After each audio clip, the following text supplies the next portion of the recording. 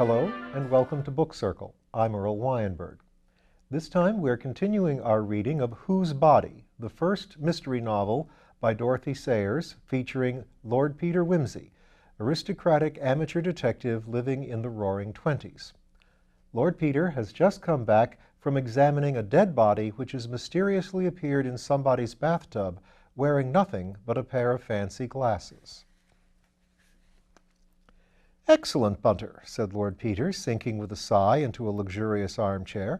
"I couldn't have done better myself. The thought of the Dante makes my mouth water, and the four sons of Ammon. And you've saved me £60. That's glorious. What shall we spend it on, Bunter? Think of it, all ours, to do as we like with, for as Harold Skimpole so rightly observes, £60 saved is £60 gained, and I'd reckoned on spending it all.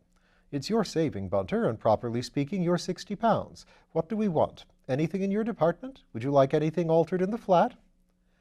"Well, my lord, as your lordship is so good—" The manservant paused, about to pour an old brandy into a liqueur glass. "Well, out with it, my Bunter, you imperturbable old hypocrite. It's no good talking as if you were announcing dinner. You're spilling the brandy. The voice is Jacob's voice, but the hands are the hands of Esau.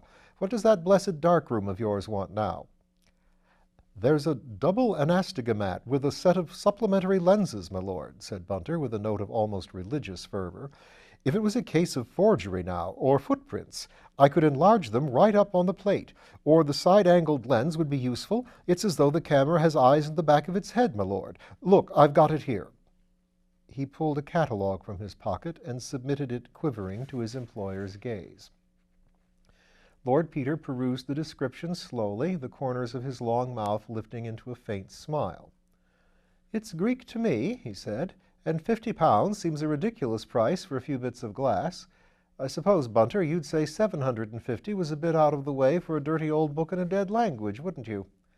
"It wouldn't be my place to say so, sir." "No, Bunter, I pay you 200 a year to keep your thoughts to yourself. Tell me, Bunter, in these democratic days, don't you think that's unfair?" "No, my lord."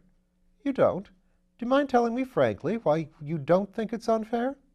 "Frankly, my lord, your lordship is paid a nobleman's income to take Lady Worthington in to dinner and refrain from exercising your lordship's undoubted powers of repartee." Lord Peter considered this. "That's your idea, is it, Bunter? Noblesse oblige for a consideration? I dare say you're right. Then you're better off than I am, because I'd have to behave myself to Lady Worthington if I hadn't a penny. Bunter, if I sacked you here and now, would you tell me what you think of me?" "No, my lord." "You'd have a perfect right to, my Bunter, and if I sacked you on top of drinking the kind of coffee you make, I'd deserve everything you could say of me. You're a demon for coffee, Bunter. I don't want to know how you do it, because I believe it to be witchcraft, and I don't want to burn eternally. You can buy your cross-eyed lens." "Thank you, my lord." "Have you finished in the dining room?" "Not quite, my lord." "Well, come back when you have. I have many things to tell you. Hello, who's that?" The doorbell had rung sharply. "Unless it's anybody interesting, I'm not at home." "Very good, my lord." Lord Peter's library was one of the most delightful bachelor rooms in London. Its scheme was black and primrose, its walls were lined with rare editions, and its chairs and the Chesterfield sofa suggested the embraces of the houris. In one corner stood a baby grand piano, a wood fire leaped on a wide old-fashioned hearth, and the Sèvres vases on the chimney-piece were filled with ruddy and gold chrysanthemums. To the eyes of the young man who was ushered in from the raw November fog, it seemed not only rare and unattainable, but friendly and familiar, like a colorful and gilded paradise in a medieval painting.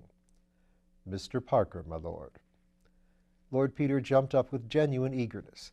"My dear man, I'm delighted to see you. What a beastly foggy night, ain't it? Bunter, some more of that admirable coffee and another glass and the cigars. Parker, I hope you're full of crime. Nothing less than arson or murder will do for us tonight. On such a night as this, Bunter and I were just sitting down to carouse. I've got a Dante and a Caxton folio that is practically unique at Sir Ralph Brockleby's sale. Bunter, who did the bargaining, is going to have a lens which does all kinds of wonderful things with its eyes shut, and we both have got a body and a bath. We both have got a body and a bath. For in spite of all temptations to go in for cheap sensations, we insist upon a body and a bath. Nothing else will do for us, Parker. It's mine at present, but we're going shares in it. Property of the firm. Won't you join us? You really must put something in the jackpot. Perhaps you have a body. Oh, do have a body. Everybody welcome. Gin a body meet a body, hauled before the beak. Gin a body jolly well who murdered a body, and that old sug is on the wrong track. Need a body speak? Not a bit of it. He tips a glassy wink to yours truly, and yours truly reads the truth. Ah, said Parker, I knew you'd been round to Queen Caroline Mansions. So have I, and met Sugg, and he told me he'd seen you. He was cross, too. Unwarrantable interference, he calls it. I knew he would, said Lord Peter. I love taking a rise out of dear old Sugg. He's always so rude. I see by the Star that he has excelled himself by taking the girl, Gladys what's-her-name, into custody. Sugg of the evening, beautiful Sugg. But what were you doing there? To tell you the truth, said Parker, I went round to see if the Semitic-looking stranger in Mr. Thipp's bath was by any extraordinary chance Sir Reuben Levy. But he isn't. Sir Reuben Levy? Wait a minute, I saw something about that. I know. A headline, Mysterious Disappearance of Famous Financier. What's it all about? I didn't read it carefully. Well, it's a bit odd, though I dare say it's nothing really. Old chap may have cleared for some reason best known to himself. It only happened this morning, and nobody would have thought anything about it, only it happened to be the day on which he had arranged to attend a most important financial meeting and do some deal involving millions. I haven't got all the details, but I know he's got enemies who'd just as soon the deal didn't come off, so when I got wind of this fellow in the bath, I buzzed round to have a look at him. It didn't seem likely, of course, but unlikelier things do happen in our profession. The funny thing is, old Sugg had gotten bitten with the idea it is him, and is wildly telegraphing to Lady Levy to come and identify him. But, as a matter of fact, the man in the bath is no more Sir Reuben Levy than Adolph Beck, poor devil, was John Smith. Oddly enough, though, he would be really extraordinarily like Sir Reuben if he had a beard, and as Lady Levy is abroad with the family, somebody may say it's him, and Sugg will build up a lovely theory like the Tower of Babel, and destined so to perish. Sugg's a beautiful braying ass, said Lord Peter. He's like a detective in a novel. Well, I don't know anything about Levy, but I've seen the body, and I should say the idea was preposterous on the face of it. What do you think of the brandy? Unbelievable, Wimsey. The sort of thing makes one believe in heaven, but I want your yarn. Do you mind if Bunter hears it too? Invaluable man, Bunter, amazing fellow with a camera. And the odd thing is, he's always on the spot when I want my bath or my boots. I don't know when he develops things. I believe he does them in his sleep. Bunter! Yes, my lord. Stop fiddling about in there and get yourself the proper things to drink and join the merry throng. Certainly, my lord. Mr. Parker has a new trick, the vanishing financier. Absolutely no deception. Hey, presto, pass, and where is he? Will some gentleman from the audience kindly step upon the platform and inspect the cabinet? Thank you, sir. The quickness of the hand deceives the eye. I'm afraid mine isn't much of a story, said Parker. It's just one of those simple things that offer no handle. Sir Reuben Levy dined last night with 3 friends at the Ritz. After dinner, the friends went to the theater. He refused to go with them on account of an appointment. I haven't yet been able to trace the appointment, but anyhow he returned home to his house, 9A Park Lane, at 12 o'clock. Who saw him? The cook, who had just gone up to bed, saw him on the doorstep and heard him let himself in. He walked upstairs, leaving his greatcoat on the hall peg and his umbrella in the stand. You remember how it rained last night. He undressed and went to bed. Next morning he wasn't there. That's all, said Parker abruptly with a wave of the hand. It isn't all, it isn't all. Daddy, go on. That's not half a story, pleaded Lord Peter. But it is all. When his man came to call him, he wasn't there. The bed had been slept in. His pajamas and all his clothes were there, the only odd thing being that they were thrown rather untidily on the ottoman at the foot of the bed, instead of being neatly folded on a chair, as is Sir Reuben's custom, looking as though he'd been rather agitated or unwell. No clean clothes were missing, no suit, no boots, nothing. The boots he had worn were in his dressing room as usual. He had washed and cleaned his teeth and done all the usual things. The housemaid was down cleaning the hall at 6:30 and can swear that nobody came in or out after that. So one is forced to suppose that a respectable middle-aged Hebrew financier either went mad between 12 and 6 a.m. and walked quietly out of the house in his birthday suit on a November night, or else was spirited away like the lady in the Inglesby legends, body and bones, leaving only a heap of crumpled clothes behind him. Was the front door bolted? It's the sort of question you would ask straight off. It took me an hour to think of it. No, contrary to custom, there was only the Yale lock on the door. On the other hand, some of the maids had been given leave to go to the theater, and Sir Reuben may quite conceivably have left the door open under the impression they had not come in. Such a thing has happened before. And that's really all? Really all, except for one very trifling circumstance. I love trifling circumstances, said Lord Peter with childish delight. So many men have been hanged by trifling circumstances. What was it? Sir Reuben and Lady Levy, who are a most devoted couple, always share the same room. Lady Levy, as I said before, is in Menton at the moment for her health. In her absence, Sir Reuben sleeps in the double bed as usual, and invariably on his own side, the outside of the bed. Last night he put the two pillows together and slept in the middle, or, if anything, rather closer to the wall than otherwise. The housemaid, who is a most intelligent girl, noticed this when she went up to make the bed, and with really admirable detective instinct refused to touch the bed or let anybody else touch it, though it wasn't till later that they actually sent for the police. Was anybody in the house but Sir Reuben and the servants? No. Lady Levy was away with her daughter and her maid. The valet, cook, parlor-maid, housemaid, and kitchen-maid were the only people in the house, and naturally wasted an hour or two squawking and gossiping. I got there about 10. What have you been doing since?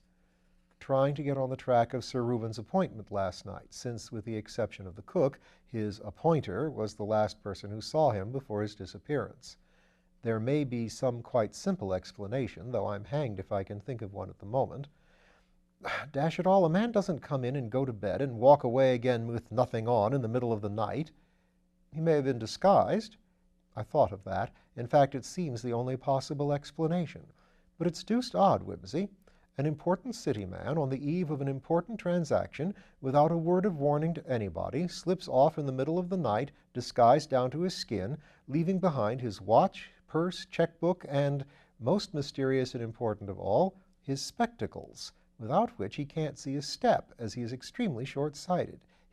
This is important, interrupted Wimsey. You are sure he didn't take a second pair?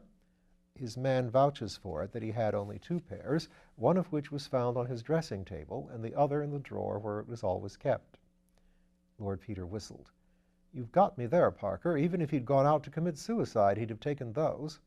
So you'd think, or the suicide would have happened the first time he started to cross the road.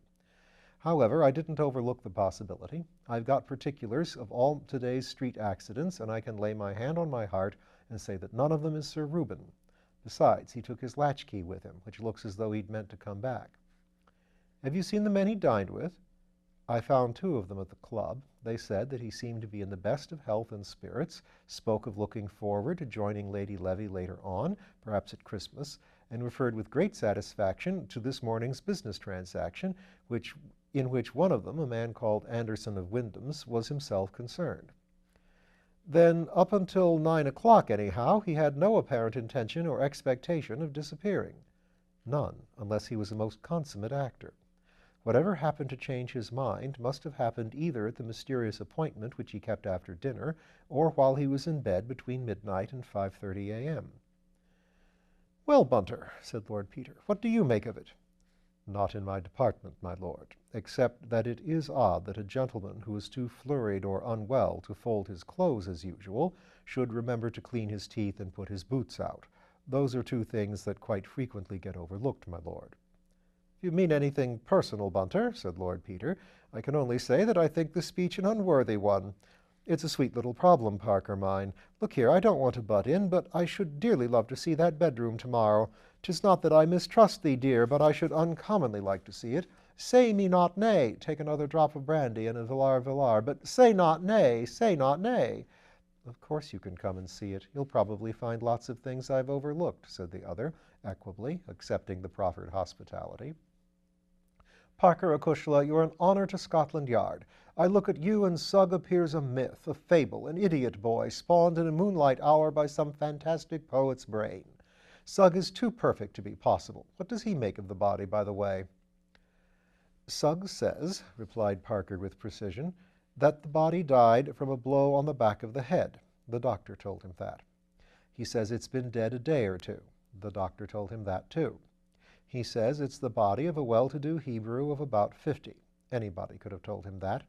He says it's ridiculous to suppose it came in through the window without anybody knowing anything about it. He says it probably walked in through the front door and was murdered by the household.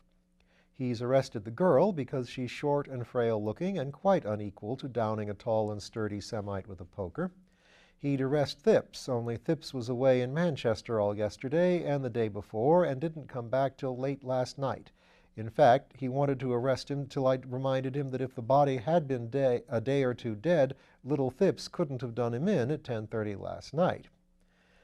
But he'll arrest him tomorrow as an accessory, and the old lady with the knitting, too, I shouldn't wonder. Well, I'm glad the little man has so much of an alibi, said Lord Peter, though if you're only gluing your faith to cadaveric lividity, rigidity, and all the other quiddities, you must be prepared to have some skeptical beast of a prosecuting counsel walk slap-bang through the medical evidence. Remember Sir Impey Biggs defending that Chelsea tea-shop affair? 6 bloomin' medicos contradicting each other in the box, and old Impey elocutin' abnormal cases from Glaister and Dixon man till the eyes of the jury reeled in their heads. Are you prepared to swear, Sir Dr. Thingumtight, that the onset of rigor mortis indicates the hour of death without the possibility of error? So far it is my experience in the majority of cases, says the doctor all stiff.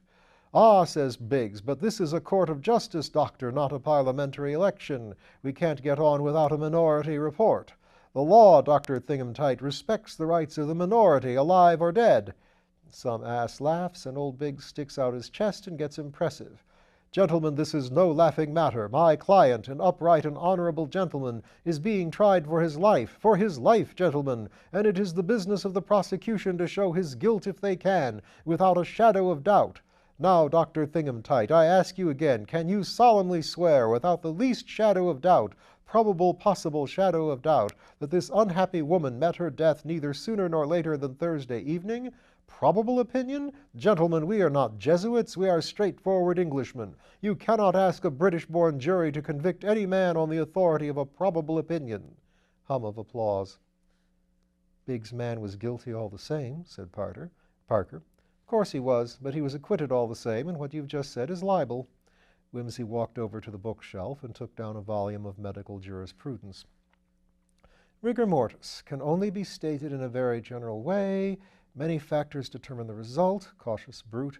On the average, however, stiffening will have begun, neck and jaw, 5 to 6 hours after death. In all likelihood have passed off in the bulk of cases at the end of 36 hours. Under certain circumstances, however, it may appear unusually early or be retarded unusually late. Helpful, ain't it, Parker? Brown-Sequard states 3.5 minutes after death. In certain cases, not until a lapse of 16 hours after death, present as long as 21 days thereafter. Lord, modifying factors, age, muscular state, febrile diseases, or where temperature of the environment is high, and so on, any bloomin' thing. Never mind, you can run the argument for what it's worth to Sugg. He won't know any better. He tossed the book away. Come back to facts. What did you make of the body? Well, said the detective, not very much. I was puzzled, frankly. I should say he had been a rich man, but self-made, and that his good fortune had come to him fairly recently. Ah, you noticed the calluses on the hands. I thought you wouldn't miss that. Both his feet were badly blistered. He had been wearing tight shoes. Walking a long way in them, too, said Lord Peter, to get such blisters as that. Didn't that strike you as odd in a person evidently well off? Well, I don't know. The blisters were 2 or 3 days old. He might have got stuck in the suburbs one night, perhaps. Last train gone and no taxi and had to walk home. Possibly. There were some little red marks all over his back and one leg I couldn't quite account for. I saw them. What did you make of them? I'll tell you afterward. Go on. He was very long-sighted, oddly long-sighted for a man in the prime of life. The glasses were like a very old man's. By the way, they had a very beautiful and remarkable chain of flat links chased with a pattern. It struck me he might be traced through it. I've just put in an advertisement in the Times about it, said Lord Peter. Go on. He had had the glasses some time. They'd been mended twice. Beautiful, Parker, beautiful. Did you realize the importance of that? Not specifically, I'm afraid. Why? Never mind, go on. He was probably a sullen, ill-tempered man. His nails were filed down to the quick as though he habitually bit them, and his fingers were bitten as well. He smoked quantities of cigarettes without a holder. He was particular about his personal appearance. "Did you examine the room at all? I didn't get a chance." I couldn't find much in the way of footprints. Sugg and company had trampled all over the place, to say nothing of little Phipps and the maid, but I noticed a very indefinite patch just behind the head of the bath, as though something damp might have stood there. You could hardly call it a print. "Rained hard all last night, of course." "Yes. Did you notice that the soot on the window-sill was vaguely marked?" "I did," said Wimsey, "and I examined it hard with this little fellow, but I could make nothing of it except that something or other had rested on the sill." He drew out his monocle and handed it to Parker. "My word, that's a powerful lens." "It is," said Wimsey, "and jolly useful when you want to take a good squint at something and look like a bally fool at the same time. Only it don't do to wear it permanently. If people see you full face, they say, 'Dear me, how weak the sight of that eye must be.' Still, it's useful." "Sugg and I explored the ground at the back of the building," went on Parker, "but there wasn't a trace." "That's interesting. Did you try the roof?" "No." "We'll go over it tomorrow. The gutter's only a couple of feet off the top of the window. I measured it with my stick. The Gentleman Scout's vade mecum, I call it. It's marked off in inches. Uncommonly handy companion at times. There's a sword inside and a compass in the head. Got it made specially. Anything more?" "Afraid not. Let's hear your version, Wimsey." "Well, I think you've got most of the points. There are just one or two little contradictions. For instance, here's a man wears expensive gold-trimmed pince-nez and has had them long enough to be mended twice, yet his teeth are not merely discolored but badly decayed and look as if he's never cleaned them in his life. There are 4 molars missing on one side and 3 on the other, and one front tooth broken right across. Here's a man careful of his appearance, as witness his hair and hands. What do you say to that?" "Oh, these self-made men of low origins don't think much about teeth and are terrified of dentists." "True, but one of the molars has a broken edge so rough that it made a sore place on the tongue. Nothing's more painful. Do you mean to tell me a man would be put up with that if he could afford to get a tooth filled?" "Well, people are queer. I've known servants endure agonies rather than step over a dentist's door. How did you see that, Wimsey?" "Had a look inside. Electric torch," said Lord Peter. "Handy little gadget. Looks like a matchbox." "Well, I dare say it's all right, but I just draw your attention to it. Second point, gentleman with hair smelling of Parma violets and manicured hands and all the rest of it, never washes inside his ears, full of wax, nasty." "You've got me there, Wimsey. I never noticed it. Still, old bad habits die hard." "Righto, put it down to that. Third point, gentleman with the manicure and the brilliantine and all the rest of it suffers from fleas." "By Jove, you're right. Flea bites. It never occurred to me." "No doubt about it, old son. The marks were faint and old, but unmistakable." "Of course, now you mention it. Still, that might happen to anybody. I loosed a whopper in the best hotel in Lincoln the week before last. I hope it bit the next occupier." "Oh, all these things might happen to anybody separately." Fourth point, gentleman who uses Parma violet for his hair, etc., etc., washes his body in strong carbolic soap, so strong that the smell hangs about 24 hours later. Carbolic to get rid of the fleas. "I will say for you, Parker, you've got an answer for everything." Fifth point, carefully got-up gentleman, well manicured, though masticated fingernails, has filthy black toenails which look as though they hadn't been cut for years. All of the piece with habits is indicated. Yes, I know, but such habits. Now, sixth and last point. This gentleman with the intermittently gentlemanly habits arrives in the middle of a pouring wet night and apparently through the window when he has already been 24 hours dead, and lies down quietly in Mr. Thipp's bath unseasonably dressed in a pair of pince-nez. Not a hair on his head is ruffled. The hair has been cut so recently that there are quite a number of little short hairs stuck on his neck and at the sides of the bath. And he is shaved so recently that there is a line of dried soap on his cheek. Wimsey! Wait a minute. And dried soap in his mouth. Bunter got up and appeared suddenly at the detective's elbow, the respectful manservant all over. "A little more brandy, sir?" he murmured. "Wimsey," said Parker, "you're making me feel cold all over." He emptied his glass, stared at it as though he were surprised to find it empty, set it down, got up, walked across to the bookcase, turned round, stood with his back against it, and said, "Look here, Wimsey, you've been reading detective stories. You're talking nonsense." "No, I ain't," said Lord Peter sleepily. "Uncommonly good incident for a detective story, though, what?" Bunter will write one, and you shall illustrate it with photographs. Soap in his... Rubbish, said Parker. It was something else, some discoloration. No, said Lord Peter. There were hairs as well, bristly ones. He had a beard. He took his watch from his pocket and drew out a couple of longish, stiff hairs which he had imprisoned between the inner and outer case.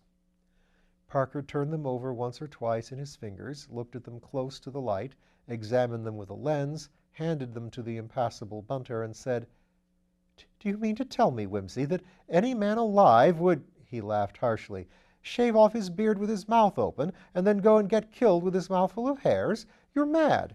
"I don't tell you so," said Wimsey. "Your policemen are all alike. You have only one idea in your skulls. Blessed if I can make out how you're ever appointed. He was shaved after he was dead. Pretty, ain't it? Uncommonly jolly little job for the barber, what? Here, sit down, man, and don't be an ass stumping about the room like that. Worse things happen in war. This is only a blinkin' old shillin' shocker. But I'll tell you what, Parker, we're up against a criminal, the real artist and blighter with imagination. Real artistic, finished stuff. I'm enjoying this, Parker. And I hope you will enjoy the next time. Good night.